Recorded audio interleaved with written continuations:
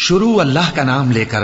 جو بڑا مہربان نہایت رحم والا ہے۔ جو لوگ کافر ہیں یعنی اہل کتاب اور مشرک، وہ کفر سے باز رہنے والے نہ تھے یہاں تک کہ ان کے پاس کھلی دلیل آ جائے، یعنی اللہ کا ایک پیغمبر جو پاک اوراق پڑھ کر سناتا ہے جن میں مستحکم آیتیں لکھی ہوئی ہیں، اور اہل کتاب جو فرقوں میں بٹے ہیں تو دلیل واضح کے آنے کے بعد ہی بٹے ہیں، حالانکہ ان کو حکم تو یہی ہوا تھا کہ اللہ کی عبادت کریں، اطاعت کو اسی کے لیے خالص کرتے ہوئے یکسو ہو کر، اور نماز قائم کریں اور زکوٰۃ دیں، اور یہی مضبوط اصولوں والا دین ہے۔ جو لوگ کافر ہیں یعنی اہل کتاب اور مشرک، وہ دوزخ کی آگ میں پڑیں گے اور ہمیشہ اسی میں رہیں گے۔ یہ لوگ سب مخلوق سے زیادہ برے ہیں،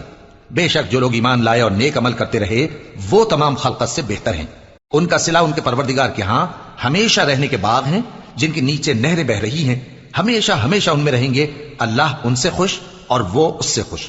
یہ صلہ اس کے لیے ہے جو اپنے پروردگار سے ڈرتا ہے۔